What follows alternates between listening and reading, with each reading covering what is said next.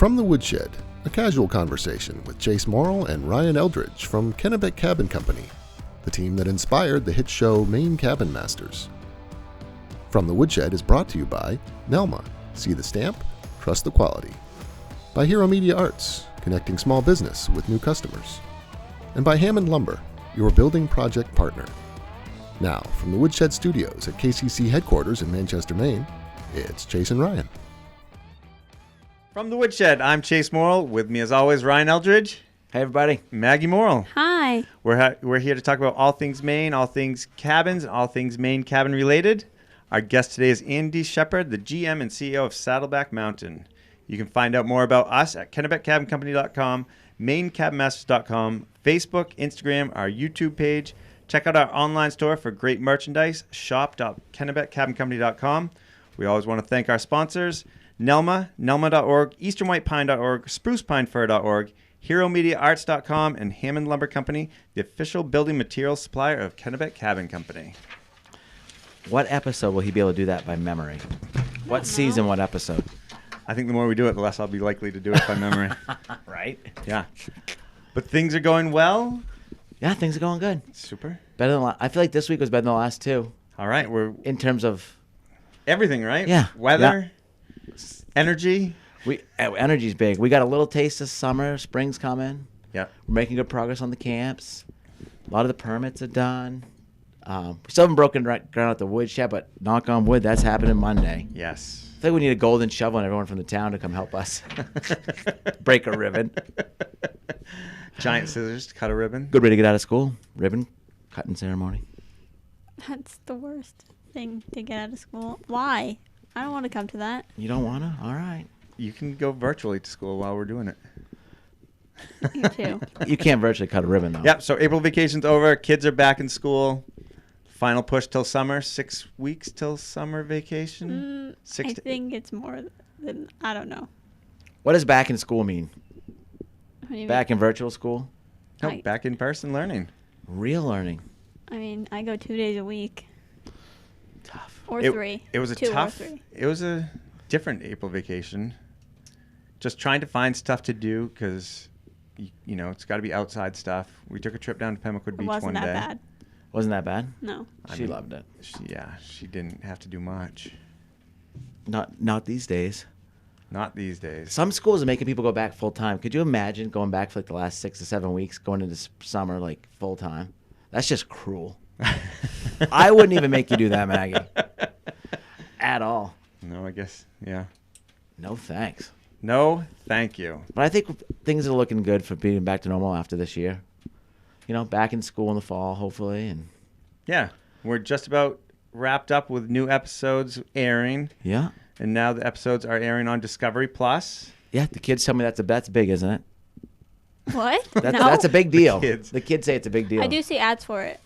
For I've never seen you on an ad though, unfortunately. well, hey, I'll be proud when I see you on a Discovery Plus ad. Perfect. Note to self: send an email or do something. Clarify where the show lives, though.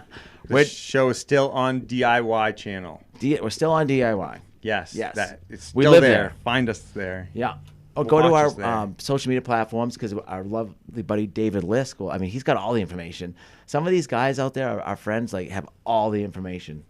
They are like a checks and balances or a cliff note. Remember that from episodes Okay, past? can we focus here, please? But yeah, things are looking good. That's a good step. Yes. And we will be right back. Before we come back, check out this promotional video by our friends at Hero Media Arts. And this is about Lisa LaGrange. She's a local antique dealer. And then after that, we're going to talk to our buddy Andy Shepard.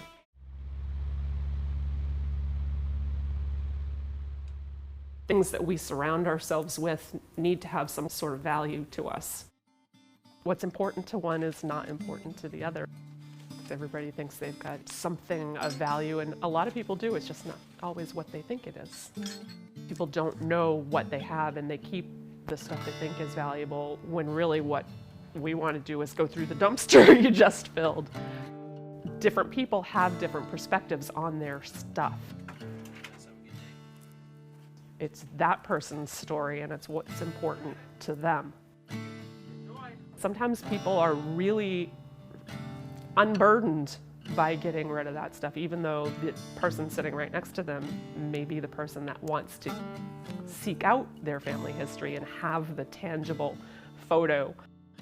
People collect old town history. There's always somebody that wants those photographs from the fire department from 1910, and we do match up that one person with that one item. I can walk around somebody's house or a yard sale or an estate sale or an auction now and look at a piece of mid-century furniture and know that that's by Knoll, or that wrought iron T-card is by Woodard. I can now tell silver and gold just by the feel of it. And it's an intangible that you really can't explain. It's kind of like you're paying your tuition for this type of education just by being involved in it day in and day out. After you've looked at something enough, you've touched it enough, you've handled it enough, you've done research here and there, you've talked to different people, you end up being able to instinct your way to a lot of things. You remember the mistakes you made. I didn't check this, but sometimes you hit a home run and sometimes you strike out.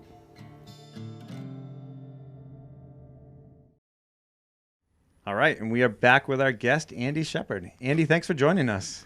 I've been looking forward to this. We have too, an in-person guest again. This is so exciting. Yeah, this is huge. See, Maggie, I told you things were getting back to normal. So Stop talking to me. we seem to be kind of busting through this whole COVID culture thing. We had a concert finally with Mallet Brothers. Mallet Brothers that was awesome, and it was the first concert they'd had in a long time.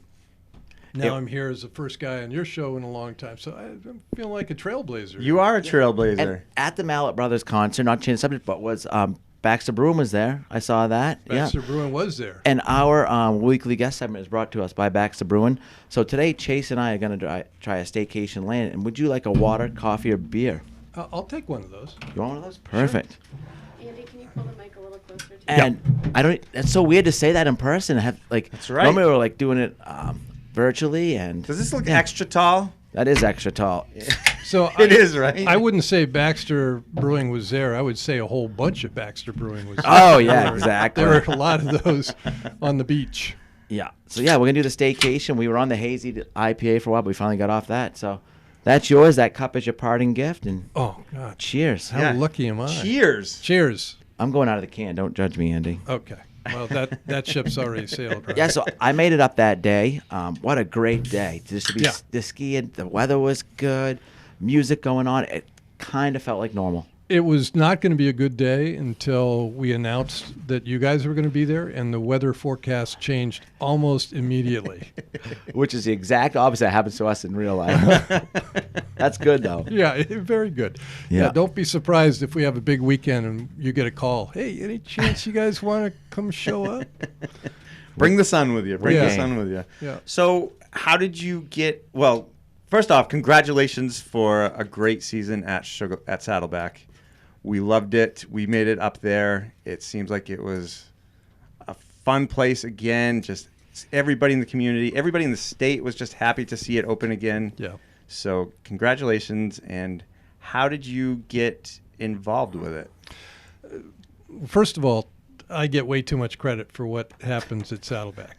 Take it. Just take it. Yeah. I'll say that. It's an absolutely amazing staff that we have, and the work that they put into, it's kind of like the duck going across the pond. You see this placid bird just kind of floating across, but if you go underneath, you see the feet pedaling away feverishly. That's analogy. exactly what happened with us. But it was an awesome year in every regard. We wanted to make sure we brought the culture of the mountain back, of friendly, warm, welcoming, down to earth, up for anything. I think when people heard that Arcturus had bought the mountain, this Boston-based impact fund, there was a concern that might be lost. What kind of culture are they going to bring in? So there was a real focus to make sure that we could allay those fears as quickly as possible. And the feedback we got from the community was that we did that. Yeah. And the feedback we got throughout the year was that we were able to do that too. So my involvement was I was an executive at L.L. Bean. Leon Gorman was the president of the company at the time. He had very high standards for the quality of his staff, but he also made it clear that being good at your job wasn't going to be enough. He wanted you to give back to the community. Mm-hmm. I took that a little further than most people did, and I created this business called Maine Winter Sports Center that was focused on leveraging skiing to create a new economic and community development model for rural Maine. And we started in Aroostook County. We bought Black Mountain and Rumford. We had programs around the state. And every time a ski area was in trouble or went up for sale, I'd always get the call, are we interested? And I got 3 or 4 of those calls about Saddleback through the years. And I always was, but I just didn't have the bandwidth to add Saddleback at the time. But 2014, we had just gotten a call from our funding source at Maine Winter Sports Center that they were pulling the plug on funding us. And I had 8 weeks to raise $1.5 million to keep the wheels on the bus. 2 days later, I got a call from the Berry family saying, yeah, we're thinking about putting the mountain up for sale. Is this something you're interested in? And, as you would imagine, I had my own little existential crisis going on at that point. Of all the times. Yeah, but I was interested. And my son, who's a very bright young man, business guy, he and I went up to spend a couple days at Saddleback looking at the numbers to try and see if we could make a go of this, if it was a viable enterprise as a business. And we came to the conclusion that it was, but that it was going to take a lot of capital. And I just wasn't going to have access to that capital, to having to do what I had to do to keep Maine Winter Sports Center going. So we spent about 2 months talking that through, came to the conclusion that we weren't the right fit. But I stepped away from that and decided that we needed to find the group that was the right fit. And Tom Faderly, who's become a dear friend, he and I spent the last, 3 or 4 years, 5 years, I guess, trying to figure out who that buyer was, and knowing that it would have to be a non-typical buyer. Regular investor's not going to look at a ski area like Saddleback that's been closed for 5 years and say, oh, what a great way to spend $30 million. So we had to find the right one, and Arc'teryx presented themselves as a perfect fit. And so I worked with them for a couple of years through getting the deal done, and then when it was done, they hired me as GM and CEO. Yeah, a ski area is kind of like a boat. You want all your buddies to buy one, but you have to break out another 1,000, and in your case, probably break out another 100 of thousands. Yeah, millions. Yeah. We invested $18 million last year, and we're well on our way to another 8 or 9 this year. Very evident, though, how successful it's already been. Yeah, absolutely. The new lift, which just makes all the difference in the world, the upgrades to the lodge and everything you have planned. Now, it was shuttered for 5 years? Yep. Wow. I mean, just figuring out how to get it reopened is a project in itself. I mean, how many ski areas are there right now that go from not being open to reopening all that process? Not very many. Yeah, so it's kind of new territory. Yes, the trend is the other way around. Right. All the pressure is forcing the ski areas to close. One of the things that makes Saddleback so attractive is that there's so many unique aspects to it. So many ski areas are a ski area without a real town around it. That's not Saddleback. Saddleback has one of the more remarkable, iconic New England lake communities, and that's right at the bottom of the mountain. And so you've got this long history of Rangeley as a place that people want to come year-round, fly fishing mecca, snowmobiling, whatever. And now you've added this, what we hope will be a world-class alpine resort there. There was a lot that went into making this work. And I can only imagine. Yeah. So, you got to imagine the mountain closed down 5 years ago. There probably were a couple of years of them not fully investing in the infrastructure, right? So you had to identify Before 7 that, years of deferred maintenance. But it wasn't a full, shut down, lock the doors, walk away. I mean, the lodge was still being used sometimes. Not really. Not really. I mean, there may have been some weddings up there, but that was it. There really was. It was a ghost town. Yeah, there was really nothing else going on.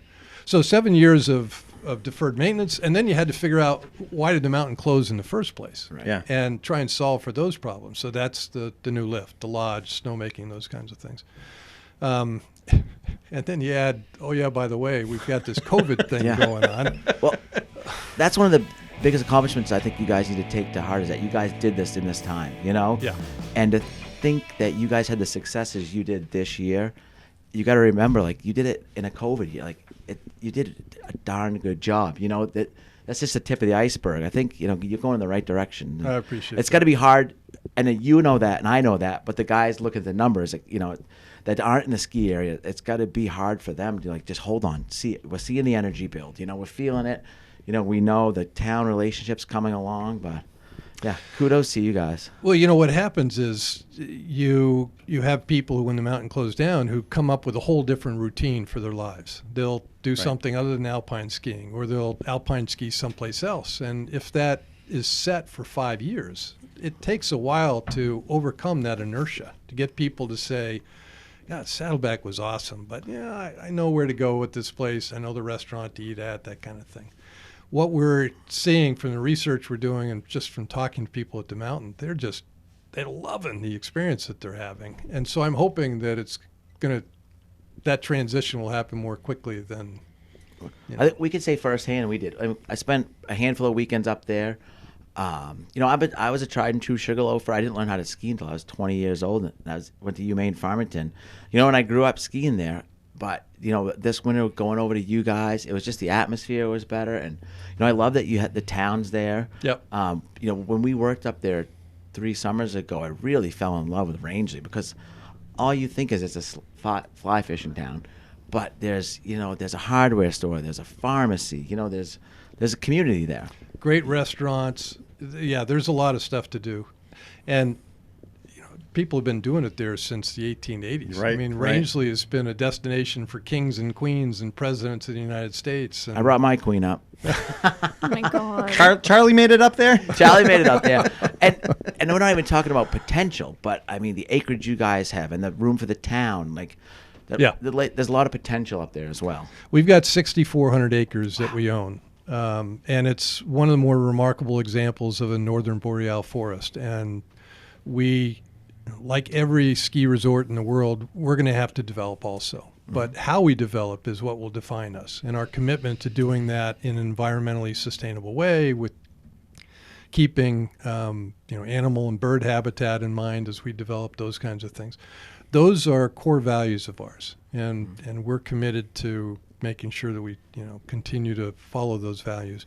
But we're going to be building condos. We're building a new mid-mountain lodge. That's going to be at the top of our new Rangeley lift. It'll have spectacular views from Mount Washington all the way to the Canadian border. It'll be built on pedestals, so we're having minimal disruption of the watershed.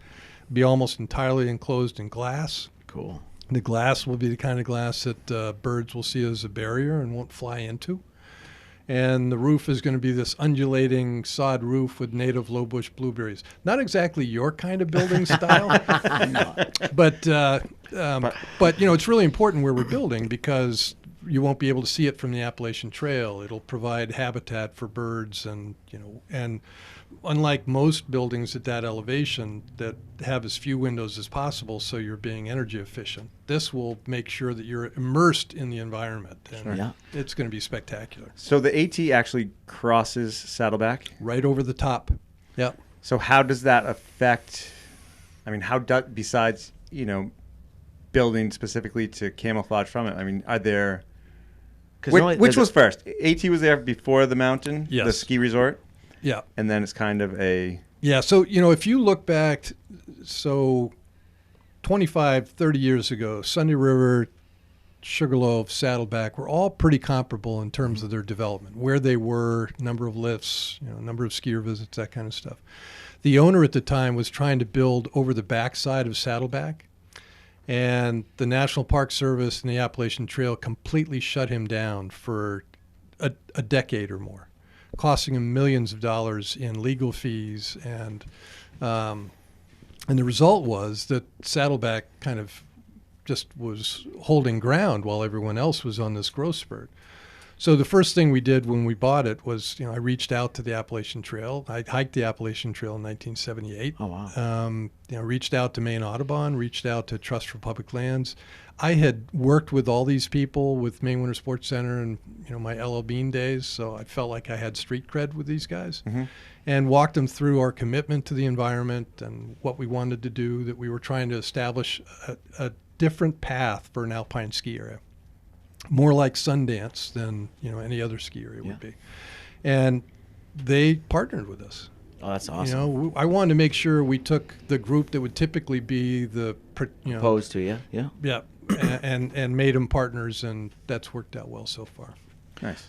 Why was he trying to? Is there some pretty good terrain going off the backside? 'Cause I remember seeing it from shooting from Sugarloaf. But what a lot of people don't know is that whole area back there though is it Marine? It's U.S. forces training for cold weather. So not off that side, right? Okay, off the other side. Yeah. So if you go further towards the Horn, you'd see that. But the backside of Saddleback that we're talking about is just spectacular terrain. Yeah. I mean, it's out past Mule Skinner. Yes. Yeah. So Gotcha. so if you get off of Kennebec and you just go to the Appalachian Trail and drop off the other side. Yep. Okay, right there. Nice. Yeah. Because I'd always ride the lift on cold days and knowing there's people out back there winter camping and being badasses. No thanks. Yeah. Oh yeah. That Navy base is legit. That's where the winter survival. And there's stories if you get off the AT in the summer back there and you take a wrong turn, a black Suburban comes up and gets you out of there. Pretty cool stuff. Yeah. But that's a whole different. That's a whole. We're talking skiing right now. So if any of my staff disappear, I know where to look. In a black Suburban. Yeah. Okay. First thing we remarked is just how amazing what the changes that new lift made. Remember skiing there back in the day, and when Casablanca came out, and I loved it. We'd come up and you'd lap that. But skiing in January is cold, and you want to go get warm, and then you think about the time it took to get back up there. So you might stay up there a little bit longer. Someone might have lost a finger up there, not wanting to go down and warm up. But now you go down, warm up, and you get right back on that lift and you're right back up there. I mean, it really is a game changer. It didn't take a rocket science to figure out why the mountain had failed in the past. Yeah. It was a double, a slow double. Right. So the ride was 11 minutes. Yeah. But when we were busy, and let's face it, you got to be busy if you want to stay in business. It could take an hour to get through that lift and to the top of the mountain. The new one is a 4-minute ride. Yeah, so it's a fast lift. It is a fast lift. We've gone from it is and too fast because I'm not completely recovered by the time I get off at the top. So the old lift was 600 skiers per hour. The new one is 2,400. We've got 4 times the capacity. And our busiest day last year, the lines were 15 minutes long. Yeah. And that was before we had all of our terrain open. So, if we spread people out, it's going to help. Yeah. And we're adding 3 new lifts this summer in the Mid Mountain Lodge. Wow. So we've got a lot of capacity. We're pretty excited about where we're at. Nice. Yeah, I dragged Maggie over to Mule Skinner. One time. I did it once. Yeah, I got Fletcher over there a couple times. Fletcher, our nephew loves Sidewinder. Yeah, so Mule Skinner is far over to the side. The least favorite part was walking out there. What was the old bumper sticker? Well, there was Bronco Buster. Bronco Buster. That was a big Bronco Buster one too. challenge. Yeah. So that was real because at that point we weren't grooming Bronco Buster. So it would get all bumped up, and the idea was if you could make it top to bottom without falling and without stopping. Now it's a piece of cake. It's just an unbelievably fun cruiser run. Yeah. But because it's groomed, if we ungroomed that thing and put Bronco Buster on it again, it would get epic quick. I don't know if a lot of our listeners know, Saddleback's not like the typical skier with just these big, wide, groomed trails. I mean, you have double fall lines. It's classic New England skiing. Yes. And, there's cliff band. I mean, you got to be on your toes, but it's an amazing experience, Saddleback skiers are definitely far above a lot of others. That's been my experience. The trails are different. The whole culture, we want to be different. And, I've said before, Sunday River, Sugarloaf are awesome skiers. Mm-hmm. They're world-class skiers. What we do is different. Yeah. And we focus on the quality of snowmaking. We We make sure that the depth of our snow when we put down natural or man-made snow will serve us through the whole winter. Not going to be one of these things that skis off at 10 or 11 o'clock in the morning. Mm-hmm. We want our trails to remain not, we have some of the wide cruiser runs, but we also want to have those narrow, windy trails that are just so much more fun. You get into the flow of these things. And then in our case, the woods around there, it's kind of like Narnia. So, Yes. It's just this, and the snow sticks to the balsam. It's unique. It's unique. Yeah, but we were up there in January. It was like 0 degrees, but the trees were just so amazing. Yeah. Yeah, I think we were there probably on the coldest day of the season. It was miserable. But you know what? We stayed out there the whole time. But we knew it was going to be cold, and we dressed appropriately, and we were out. Yeah, it was worse at Black Mountain the night before, I'll be honest with you. It wasn't that bad. Yeah, I mean, we were prepared for it. I think we mentally prepared for it. Yeah. And we had a fantastic day. It was just the whole family was there. Yeah. I think we were celebrating Ashley's birthday. Yeah. Nice. Yeah, and it was just. By the way, Ryan, as much as I admire you, I got to admit, you married up, like a lot of us did. Yeah. I'll be sure to let her know what I said. Yeah. But, as an LOB I got guy, a whole family. I'm very lucky. I married into a great family. Yes. As an old LOB guy, there's no such thing as bad weather. There's only, improper clothes. Yeah. And on those really cold days, you wear a balaclava, you put the right jacket on, you just get out there and have fun. And toe warmers. Yeah. Oh. Betsy invested in a pair of these battery-powered socks. Yeah. Ooh. Game changer. I bet. Game I changer. bet. Yeah. Now you should be able to take your experience with LL Bean and help give some good advice on doing more four-season stuffs up there. And we've heard some rumors about what you guys got planned. Oh yeah. But there's just so much potential. There is, and we are a four-season resort. We're going to start our summer programs in June, and it's going to be a lot of paddling programs from whitewater to stand-up paddle boards, yoga on stand-up paddle boards, mountain biking. As we mentioned, the Appalachian Trail goes right there, so the hiking around there is spectacular. You've got Fly Ride Crosby Trail, photography, plein air art, birding is huge in that area, and fly fishing. Yeah, if life is better outside, and we're going to make sure that we give you every opportunity to gain the skills to do that with confidence. Oh, that's awesome. Yeah. Nice. Yeah, Dixie kind of went to Rangeley now, and he is a diehard. He loves it, and Dixie goes to a town and he gets to know everybody. Oh, yeah. So he's the mayor already. he is. Yeah. And, we've gotten such good reports back from him, and, the symbiotic relationship between the town and the mountain, it's really important, and it seems to be going the right direction. Well, the whole idea with Arcturus buying Saddleback was they're an impact fund. So they're making the investment because they're trying to bring back the region's largest employer, which has failed. That's their model. So being owned by an impact fund, my job isn't just getting the mountain up and running again, which is an enormous challenge, but having to do that in a way that adds capacity to the community. And that's where the Maine Winter Sports Center experience comes in. So, we have a task force focused on increasing access to childcare. We've got a task force focused on increasing access to affordable housing. In this case, it's going to be employee housing. Yeah. We have a task force that's been operating since last June to get seasonal workers year-round benefits, which doesn't exist anywhere in the country. But we realized having benefits is only part of the issue. If you can't access health care, then we haven't really helped you much. We have to increase access to health care in rural communities, so we have a task force focused on that too. So we are intentionally working very closely with the community. We'll continue to do that, but that's an important part of who we are. Yeah. Is there are there any programs of visas and foreign employees? I know not right now there are, but I know some on the coast there was, but I know a ski area is a little tougher, to get people up, and it's going to be critical this year. Yeah, that program is coming back to life again, and we are going to be taking advantage of that.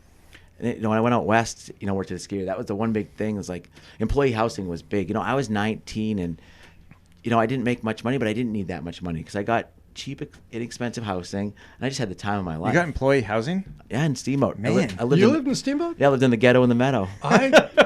Our oldest son was born in Steamboat. Oh, really? Yeah, I lived there for 5 years. Yeah, I was a lifty on the Silver Bullet gondola. Okay. And I worked Man. do you remember BW3s? It was a wing bar downtown. Yes. Yeah, I worked there. Okay.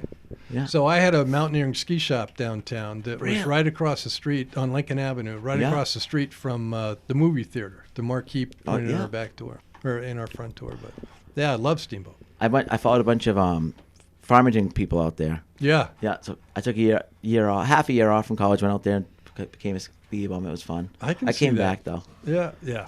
We all do. Yeah, what a great spot. Because Maine's the place, right? Absolutely. Did you see they're moving the base of the gondola? They're redoing the whole base area. I did. Yeah, it's wild. Yeah. So Betsy and I were part of the effort to move the barn. The barn. You know, the the old barn. Yeah. Yes, the iconic barn. yeah. That sounds like a Maine Cabin Master project. We could do something like that. What's the barn? It's in all the pictures and It's if you see an old poster of Steamboat, Gotcha. it's this classic old-fashioned Western Yep, barn. yep. There are two people, a guy and a girl on horseback with Snows up cowboy to- hats. yeah. Oh yeah, and they're kind of coming down through a field, and it's iconic with Steamboat in the background. It's an iconic shot, but then they built all these traffic circles and all this kind of stuff in front of it, and it just kind of lost the elegance. So Sure. yeah, the grocery store is right there. and- yeah, Yeah, very iconic spot. yeah. Nice. I can tell you some Steamboat stories, but not on air. Well, we've got some fan questions for you that Maggie's put together. All right, are we ready? Shoot. You're in the hot seat. Okay. The first one is from Suzanne Parker. What sets Saddleback apart from other places to ski in Maine? So that is the $1 million question, or in this case, an $18 million question.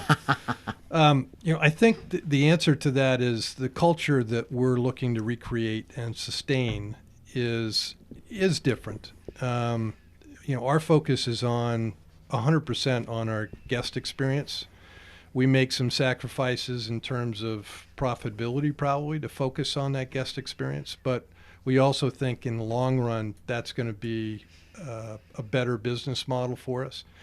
We're focused on treating our guests with respect, with dignity. We're looking to be kind wherever we can. We're looking to make sure that when somebody comes, they have the kind of experience that they would want their entire family to be part of, and that they want to join the Saddleback family. And my experience in the ski industry is that that's not always the experience that people have. Often they feel like they're kind of on a corporate treadmill when they show up, and we want to be intentional about making that not the experience at Saddleback. All right. Yeah, it's not a factory. Yeah, it's experience. That's right. Yep. Big difference. All right. Next one is from Ann Stanton. What is the best way for someone to get into the sport of skiing for the first time? Get college credits. Move out to Steamboat and Right. become a lifty. I would. There are a lot of ways of answering that question. There is a lot of anxiety built up around learning how to ski. We have two absolutely fantastic young women running our ski school, and they have made it a point to make sure that the learning experience is fun. A lot of ski schools focus on learning, and we focus on having fun, thinking that if you're having fun, that you'll learn more easily. We want to take all the stress off the table for you. So I would say sign up for a lesson. I would suggest Saddleback as the place to do that. But sign up for a lesson and come with friends.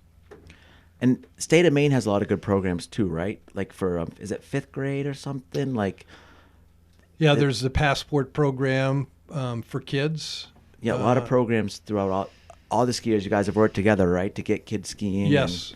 Which is awesome. And a lot of feeder mountains, right? Yeah, a lot of feeder mountains. Yep. There are a lot of the smaller ski areas. Black Mountain is certainly one of my favorites, but Lost Valley, Mount Abrams, and around the state, there are 17 ski areas in the state, and there are 4 kind of big ones. Us, Sunday River, Sugarloaf, Shawnee Peak. But so that means that there are 13 others that are smaller community ski areas that are very affordable and not at all intimidating. Yeah, we have to give a shout out to Titcombs, of course. Oh, of course. That's where I learned how to ski. Yeah, my son-in-law has been involved with them for a long time, and I've been a big fan of Titcomb for a long time too. Yeah. French fries. But I need a break from it personally. That's where I skied all year this year, and You had a couple races up to Saddleback. yeah, but that's Yeah. where I practiced for the most part. But yeah, I did go to Saddleback. Yeah. That was a fun one. Good. It's good to Yeah, go. it was great conditions at those races.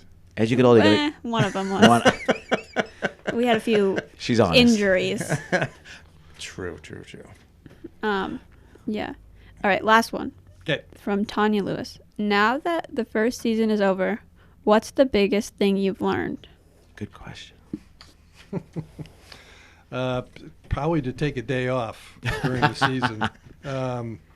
Yeah, there are so many things. There's kind of two ways of answering that. There are a lot of things that we learned that we'll never use again because of the COVID experience. They're just hopefully we never have to go through a season like that again. But specific to Saddleback, as we went through this, we learned a lot about ourselves, about the staff, a lot of new people in the organization. So it was a great opportunity for us to come together as a team. We also learned a lot about what it takes to run a ski area in the way that we're trying to do it, which is not the typical way to run a ski area. As I mentioned, our focus is almost entirely on the experience that people have when they get there, trying to be honest, straightforward, transparent with them in all of our communications and in our interactions with them at the mountain. We've learned a lot about how to do that more effectively and to do it better as a team, and that's the part that has been most gratifying for me this year. Nice. I think you guys are on the right track. Absolutely. Yeah. We had a great time this summer and this winter. What day is it? Already thinking ahead. Maybe you need to take a day off too. We will be up this summer though, but we're looking forward to Yes. next winter too. Yeah. We got the Saddleback bug, 100%. Yeah. Thank you for your time, Andy. This was fun. Yeah, Thanks for thank you having very me. much for joining us. Yeah. We'll see you at the mountain. Yes, you will. And we'll try and build our own little accent the wall. Excellent.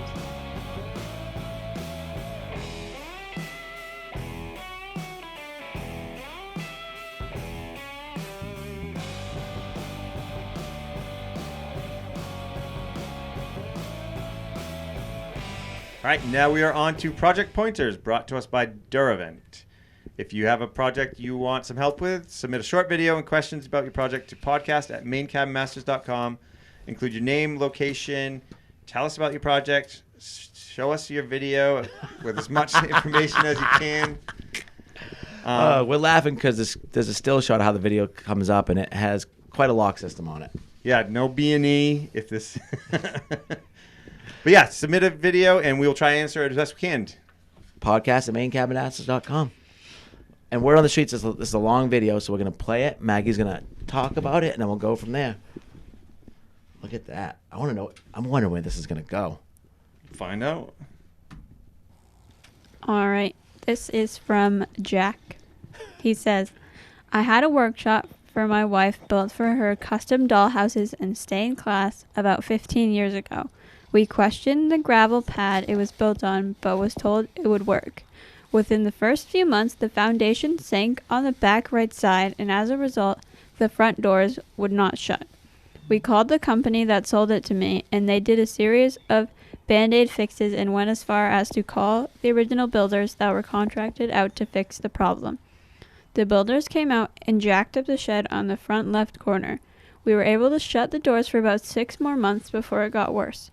We called the contractors to look at the issue, and they could not figure it out. We have an idea that includes bottle jacks, pylons, and steel beams after I put the bricks from the first level corner, but not sure if this is the best approach, thinking that it might damage walls or windows. Interesting. So, he's shown us the whole video. That's a long building. Yeah, it's a big building. And the doors obviously don't work. Yeah, how wide is it? It's hard telling. I would say it's 8, 2 sheets. It's not that one. Oh. Oh, wait. Oh, it's one. It's double doors on that. That's a house for crying out loud, or garage. I think it's too heavy for the pads they have it on, and the weight's not getting displaced correctly. Yeah, it looks like it's on. Oh, I see that back corner where they kind of built it up there.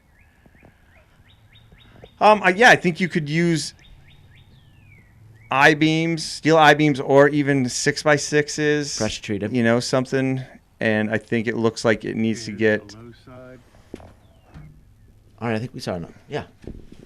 I think it needs to get more support underneath of it. I guess it kind of all depends on the length of the size of the floor joists and the direction they're going in. I also think it looks like they built a containment area to put the crushed stone in. And if that's all crushed stone, that's not good, because over time that's going to settle. They probably didn't pack it. You know, there should only be a layer of crushed stone. So I think there's just so much weight and it's pushing the stone out and the stone's displacing. Yeah. But yeah, bottle jack. I see bottle jacks in your future. Yeah, trying to jack it up all at one is going to be tough, but I think you could get it, you know, work your way down it, try and get it lifted up to get some beams under it. Once you get, you know, enough carrying beams, it all depends on the direction that the floor joists are going in too. Mm-hmm. But I would imagine they're all running that way. But another trick, we got a good little trick we use. Cut holes right in the floor so you don't have to crawl under it. And then you can always patch the floor. It's a lot easier sometimes than crawling under there. Yeah. But it has to get reposted, has to get jacked up. Yeah, that's a tough one. I guess, I mean, you could always get it lifted up, set sonotubes. Yeah. You know, or get the ground compacted, get some good gravel. If it is just crushed stone, it's never really going to compact, like Ryan said. Get a good base and, yeah, just try and carry the weight as much as possible. Yeah, just displace the weight more. Yeah. It's only on 4x4s too, so you got all that weight on those little 4x4s on those pucks. So if the floor by, yeah. Because the it looks like the beams or whatever are going this way, so the floor joists are perpendicular to the front door. It would have to be, right? Yeah. And so you would need some fairly long beams, or, you know, do it in a couple pieces and I recommend pressure treated, cheaper than lap them together. Well, maybe it's not cheaper than an I-beam right now. Right. I mean, if you have access to a full length I-beams, that would definitely solve your problem. But yeah, when you're jacking up, you know, try and lift up. You could do 1/4 or 1/2 at a time. Get your beams under it to support it. And then once you get the beams under, then it's a matter of kind of lifting it all together. It all depends on how many beams and how much cribbing and jacks you have access to. Yeah, start on the one side where you can get something underneath, or you can dig easy. Yep. And the trick is when you're jacking, leave the door open so that you don't pinch the door, or windows too. Open them a little bit so you don't pinch them and break them. There you go. It's good tips. Good luck. Good luck. I got faith in you. You've obviously seen enough Cabin Master episodes. You got this. Yeah, absolutely. It all depends on how easy digging it is. And so keep the questions coming. We'll try and answer them again as much detail as possible. That was a long video. That was a long video, but you know, sizes of framing, all that stuff. Every little detail helps us help you answer the question as best we can. Keep them coming. Podcast at mainecabinmasters.com. Yeah. And now we've got some product to show that are new in the store this week. I don't know which one I want to play with. I'd like the bulldozer. I'll So go for the truck. these are from the Wood Shaper Shop of Maine. And they make all wood toys. Ma'am, your lumber's here for the ma'am. Thank you. Oh, thank you. I've got a bulldozer, a working bulldozer, Stop. I don't want those. with a semi and a trailer to carry it. That'll be $900 for the quarter wood, please. Ryan has a logging truck. And it looks like these are all made out of eastern white pine. And they work. And they're functional. The wheels spin. Great, durable toys for kids. They're sealed with a beeswax citrus sealer, so they Beep, beep, beep. They smell beep, good. Beep, beep, beep, beep, beep, beep, beep. they're just they're really cool gifts. They're very nice. Handmade. They're awesome. Made in Maine. Come check them out. Yeah, I think we've got them online, but you can definitely see them in the store. Maggie loves them, so if she loves them, any kid. Well, just kidding. Anyways, yeah, all kinds of cool stuff in the store. Yeah. I saw some new shirts that looked really cool. Different design. Yeah, we've got new design. We've got a lot of new stuff. We got a new Buccaneer seasonal T-shirt in. Oh, new Woodshed sweatshirts. New I heard Woodshed were swag. soft as a, very soft. And yeah, just a lot of cool stuff. So check out the shop.kennebeccabincompany.com. Nice. And now it's time for our last week's trivia question answer. Are you doing something with your letters over there, Chase? Oh, where were those? Fan questions with Ryan and Ryan. Oh yeah. I assumed you knew Sorry, what you were I doing. skipped right over It's that. all good. But let's talk about these letters. So yeah, we get letters pretty regularly, and you know we appreciate the letters. Keep them coming. We try and read them all. We set them aside, and I've got a few today that came in. This one is from Carson, and Carson writes, "Dear Maine Cabin Masters, I'm writing this letter because my mom Sarah and her sisters have applied for your show. They've been watching you for as long as I've known, and my grandparents are super fans. Our cabin called Paul's Point is desperately in need of a makeover. It is out of touch, and the sleeping areas are very poor. The structure of the cabin is leaning. Fortunately, we have you guys. My family and I would be so grateful if you could come over and help us with our cabin." Oh, pulling our heartstrings. know. Where's the $100 bill on back, Carson? Just kidding, buddy. So, Carson, we're scouting camps. You know, we're keeping track of them pretty regularly. We always say if there's something seriously wrong, don't wait for us. But we can't make it all over the state, but we try to go as far as we can. So hopefully you someday. might see us. If not, come and see us at headquarters because we will be here. And then this next letter is from Lydiana. Oh, that's awesome. And her sister Heidi. "Hello, my name is Lydiana. I am 9 years old, and I have a little sister named Heidi who is 6 years old. Our mom's side of the family owns a cabin in New Hampshire, and we wanted to know if you could fix up our cabin. And we only go to it during summer, and my grandpa, who owns a cabin, goes up there during the beginning of fall to close it up for the winter. It's a nice cabin near Lake Horace. I sent you this letter because we live in New York and our cabin is in New Hampshire. My grandpa taught me how to fish there, so we've made lots of memories together, and it's been in our family for generations, but it's become outdated. So please fix it. With warm regards, Lydiana and Heidi." And a great picture. Great picture. It's a little cabin, and it's got a rock driveway. Lydia, I hate to break your heart, honey, but you're in New Hampshire. So Yeah, I don't see us making they will it. not let us cross state lines yet. Not yet. Maybe someday, though. You never know. It's true. If we get kicked out of this state, maybe we'll have to go I mean, south. Northwood's Law did it, so maybe we will, too. But thank you for the letter, Lydiana. What's that one about your car's extended warranty? And this letter is from Logan Kavanaugh. He says, "I'm completing my senior year at Manchester Valley High School in Hempstead, Maryland. I play saxophone in the school band and jazz band, plus play guitar in my free time. Enjoy history, music, the arts, and my love for the outdoors, especially kayaking, which I developed due to my involvement in the scouting program." It says, "I am proud to say on January 9th, I finished my last board of review and obtained the rank of Eagle Scout. That's huge. Good job. It would be an honor if you would recognize my achievement as an Eagle Scout. Like anything worth getting, it's been a journey to becoming an Eagle. This achievement has shown me that committing to and preparing over several years in something you can achieve and reach any goal that you want. I am honored to be part of this prestigious brotherhood." Logan, kudos to you, buddy. That is quite an Yeah, accomplishment. congratulations, Logan. That is a huge achievement, and you're in good company with Ryan's nephew, Corbin. Yeah, good job, Corbin. He's recently completed it too, right in the nick of time because it has to be done by your 18, right? Oh, really? Yeah. But and all joking aside, becoming an Eagle Scout is something that you're gonna get judged on, and your character. People know your character. Like that's gonna help you out and follow you. It does. Throughout your life. You're sticking to something and a lot of hard work. And then this last letter I have is from Linda A. from Hinesville, Arkansas. Hi, Linda. "I was lucky enough to come across your show last year, and on a whim, I've made plans for a family vacation to Maine for October in Moosehead area. My brother and I are flying into Good timing. Portland the day before the rest of the gang and plan to come to your company headquarters to explore the retail store in Woodshed.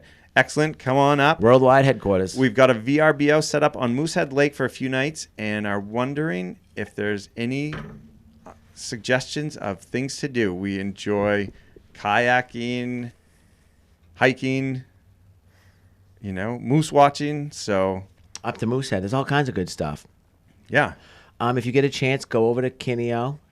Foliage would be awesome. I'm not sure if the boat is running by then, but if it is, That's a great ride. The steamship is awesome. Oh, that's right. And then let's talk food. You got to get a Dagwood from what's the sandwich shop? Little sandwich shop on the left. All I know is Flatlanders for the fried chicken. Oh, Flatland. Oh, yeah. Oh, Flatlanders. So the Dagwood place is right next to Flatlanders. Yep, and there's a good taco stand there as well. Oh, there's so much good food. And then we go to the stress-free Moose. That's always fun. They have shuffleboard, hand shuffleboard, which is fun. Yep, and this also says they do enjoy hiking, and they just got back from a trip to Yellowstone and Teton, so there's plenty of good hiking up there. There's a hike to an old B-52 plane crash with a memorial up there. That's a pretty interesting glimpse into the history. Powerful. Yeah, but it's a good hike there as well. So plenty to do up to Moosehead. I don't think you'll have any trouble finding stuff to do. No, and all kinds of good food. And hopefully we'll see you at the Woodshed or in Kennebec Cabin Company. And the foliage will be popping. Yeah. So thank you for the letters. Keep them coming. She's looking at me funny. You don't use that verb, popping? Is that what the kids say? Colors will be colors pop. It's pretty dope. They're gonna be low key, high key colors. Stop. Yes, keep the letters coming. We definitely appreciate them. Keep the comments, the questions, everything coming. You know, we wouldn't be here without the fans listening. So thank you all. Very humbling. Very nice. Absolutely. And now we are ready for last week's trivia question. She makes us use our brains right at the end. I think it's a hard one. I don't think it is. True or false, please. What was the name of the first newspaper published in Maine? The Times Record Post Gazette. What'd you come up with? I said, yeah. I think it's the Kennebec Journal. Chase, do you have a guess? Franklin Journal. The Falmouth Gazette. Ow! Jeepers. Falmouth. Falmouth. That town's not even big enough for a real newspaper. Just kidding. We love Falmouth. I'm getting something for that. Yep. So if whoever had the correct answer, send it in to mainecabinmasters.com. Podcast at. That was wrong. We'll never get this. They know what they're doing anyways. Yep. All right. This week's question. Are we ready? Yes. How many quills does an adult porcupine have? Oh, come on. You had to do this. A, 300. B, 3,000. C, 30,000. Are you being funny? No, I didn't do it on purpose. I just remembered. If you guys don't know, our little Charlie got a porcupine last Monday. Got all the quills out. And then Wednesday decided to get another one that she ate. So, yeah, we've spent a couple Seems like visits. a her problem, not a me problem. Oh. So you should know how many quills a porcupine has, though, by now. Yeah. And I should give a shout out to At Home Vet because they stopped everything and got us in there and took great care of our girl. Estimate. So thank you. If you estimate how many porcupine quills she ate and then times that by the All right. area of a porcupine. I'll be calling At Home Vet because they know their All right. stuff. I think I know the answer. Do you know? All right. I mean, 1 out of 3 chances, right? And if you have the correct answer, send it to podcast@mainecabinmasters.com and we will announce the winner in the chat. Yeah. And we want to thank our guest, Andy Shepard, for joining us. We had a great season skiing up there. Yeah. That was awesome. Yes. Thank you for joining us in person. It's exciting. And thank you to Maggie. Thank you to Ryan. We always want to thank our sponsors, Nelma, Hero Media Arts, Hammond Lumber Company. From the Woodshed, we'll be talking to you.